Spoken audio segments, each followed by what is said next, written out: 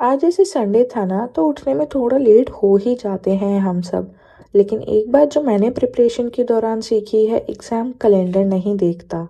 उठने के बाद मैं नहाई धोई, थोड़ा टाइम खुद को दिया फ्रेश फील करने के लिए। फिर उसके बाद सबसे पहले मैंने अपने बालों को अच्छे से कोम किया। फिर बालों को दो पार्ट्स में डिवाइड करके लगाया अपना हेयर केयर सीरम। ये हेयर केयर सीरम जो कंपनी है काफ़ी अच्छी है, जो बालों को स्मूथ, सिल्की और मैनेजेबल बनाता है। प्रिपरेशन के टाइम सेल्फ केयर लग्जरी नहीं होती, ये एक नेसेसिटी होती है।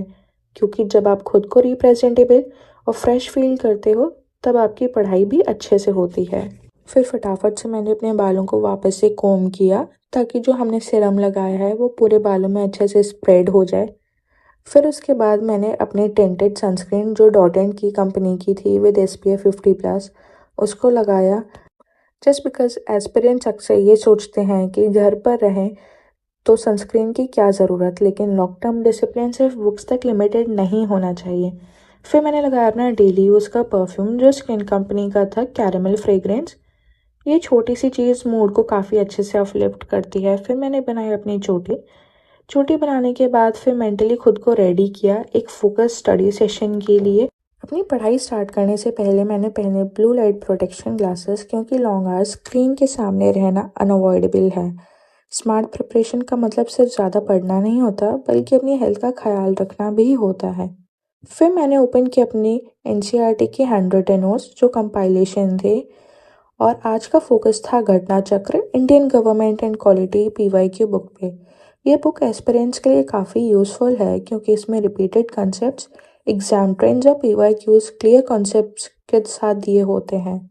PYQs सॉल्व करते वक्त मैं सिर्फ आंसर्स नहीं देखती, बल्कि कंसेप्ट को कनेक्ट करने की कोशिश करती हूँ, क्योंकि UPSC और स्टेट PSC दोनों कंसेप्चुअल क्लैरिटी चेक करते हैं।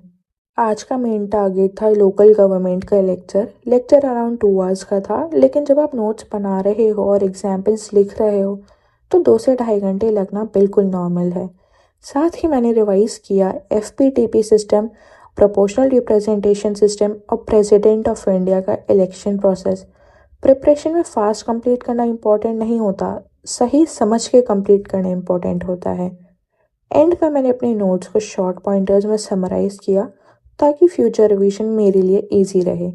ये छोटा सा स्टेप बाद में बहुत ज़्यादा टाइम सेव करता है। मैं पर्सनली NCERT को इग्नोर नहीं करती, बल्कि उसके इम्पोर्टेंट लाइंस और एग्जाम्पल्स को अपने हैंड रिटन नोट्स में इंटीग्रेट करती हूँ, ताकि रिवीजन के टाइम मुझे मल्टीपल सोर्सेज ओपन ना करने पड़े। UPSC NCERT से डायरेक्टली क्वेश्चंस तो नहीं पूछता, लेकिन NCERT हमें सोचना ज़रूर सिखाती है, और UPSC वही चेक करता है हमारी कंसेप्चुअल अंडरस्टैंडिंग। इसलिए जब आप स्टैंडर्ड बुक्स और PYQ सॉल्व करते हो, तो NCERT को बेस बना के चलना बहुत ज़्यादा ज़रूरी हो जाता है। मेरा मानना है कि ज़्यादा बुक्स पढ़ने से सिलेक्शन तो नहीं होता, बल्कि लिमिटेड सोर्सेज को बार बार रिवाइज करने से हो जाता है। इसलिए मैं अपने नोट्स NCERT और PYQs को एक सिस्टम के साथ फॉलो करती हूँ, ताकि प्रिपरेशन स्कैटर्ड ना हो और कॉन्फिडेंस बिल्डअप होता रहे। ये जर्नी थोड़ी लोनली ज़रूर होती है, थोड़ी एग्जॉस्टिंग भी, लेकिन हर बार जब आप NCERT का एक चैप्टर समझ के क्लोज करते हो, आप अपनी रैंक के एक स्टेप और करीब चले जाते हो, चाहे आज वो आपको फील हो या ना हो। इसलिए अगर आज मोटिवेशन लो लग रहा है, तो बस इतना याद रखो, आज का एक फोकस्ड स्टडी आवर कल के रिग्रेट से ज़्यादा पावरफुल होने वाला है। रोज़ थोड़ा सा इम्प्रूव करना ही असली सक्सेस है।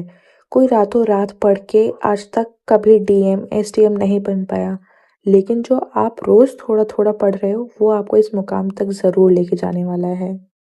और अगर आप ये व्लॉग देख रहे हो और सोच रहे हो कि मैं बहुत स्लो हूँ, मेरा सिलेबस अभी भी इनकम्प्लीट है, या सब मुझसे आगे निकल गए हैं, तो ट्रस्ट मी, आप अकेले अकेली नहीं हो।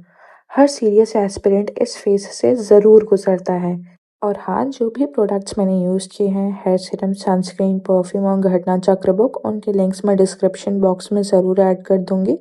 और अगर किसी को घटना चक्र बुक की सॉफ्ट कॉपी इमरजेंसी यूज़ के लिए चाहिए, तो आप मुझे टेलीग्राम पर DM कर सकते हो।